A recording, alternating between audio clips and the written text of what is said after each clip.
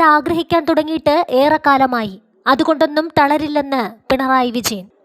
ED പരിശോധനയ്ക്ക് ശേഷം CPM പ്രവർത്തകരെ അഭിവാദ്യം ചെയ്ത് മുൻ മുഖ്യമന്ത്രിയും പ്രതിപക്ഷ നേതാവുമായ പിണറായി വിജയൻ തിരുവനന്തപുരം ബേക്കറി ജംഗ്ഷനിലെ വാടക വീട്ടിൽ നടത്തിയ ED പരിശോധന പൂർത്തിയായി. ഇതൊരു തുടക്കം മാത്രമായേ കാണുന്നുള്ളൂ എന്നും ഈ തരത്തിലുള്ള നടപടികൾ കൊണ്ട് തളർത്തിക്കളയാമെന്ന് വ്യാമോഹിക്കേണ്ടതില്ലെന്നും പിണറായി വിജയൻ മാധ്യമങ്ങളോട് പറഞ്ഞു. ED പരിശോധന പൂർത്തിയാക്കി ഉദ്യോഗസ്ഥർ പുറത്തേക്കിറങ്ങിയപ്പോൾ വൻ സംഘർഷമാണുണ്ടായത്. ED ഉദ്യോഗസ്ഥർ കാറിൽ കയറിയ ശേഷം സംഘർഷം കനക്കുകയായിരുന്നു. ഉദ്യോഗസ്ഥരുടെ വാഹനം CPM പ്രവർത്തകർ അടിച്ചു തകർത്തു. കാറിന്റെ മുന്നിലെയും പിന്നിലെയും ചില്ലുകൾ അടിച്ചു തകർത്തു. പോലീസും പ്രവർത്തകരും തമ്മിൽ സംഘർഷമുണ്ടായി. പോലീസ് ലാത്തി വീശിയാണ് പ്രതിഷേധക്കാരെ നേരിട്ടത്. സംഘർഷത്തിൽ ഉദ്യോഗസ്ഥർക്ക് പരിക്കേൽക്കുകയും ചെയ്തു. അടുത്ത പോലീസ് സ്റ്റേഷനിലേക്ക് വാഹനം കയറ്റുകയും പരിക്കേറ്റവരെ ആശുപത്രിയിലേക്ക് മറ്റൊരു വാഹനത്തിൽ കൊണ്ടുപോവുകയും ചെയ്തു.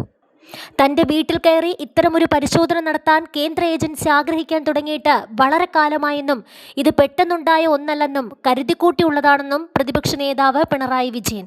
രാഹുൽ ഗാന്ധി അടക്കമുള്ള പലർക്കും വലിയ മനസ്സംതൃപ്തി നൽകുന്ന കാര്യമാണ് സംഭവിച്ചതെന്നും തങ്ങളുടെ പാർട്ടിക്കാരല്ലാത്തവരുടെ നേരെ ED ആക്രമണം നടന്നോട്ടെ എന്നാണ് കോൺഗ്രസ് ആഗ്രഹിക്കുന്നതെന്നും അദ്ദേഹം കുറ്റപ്പെടുത്തി.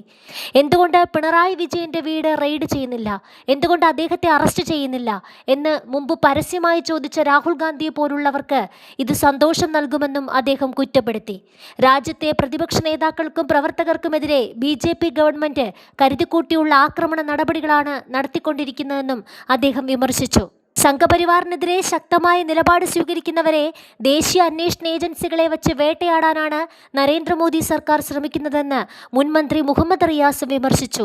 മതനിരപേക്ഷതയ്ക്ക് വേണ്ടി സ്വന്തം ജീവൻ ഉൾപ്പെടെ നൽകാൻ തയ്യാറാണെന്നും ഇങ്ങനെയുള്ള ഓരോ സംഗതികൾ കാട്ടി കമ്മ്യൂണിസ്റ്റുകാരെ പേടിപ്പിക്കാൻ വരേണ്ടതില്ലെന്നും ഈ പോരാട്ടം ശക്തമായി മുന്നോട്ട് കൊണ്ടുപോകുമെന്നും മുഹമ്മദ് റിയാസ് വ്യക്തമാക്കി.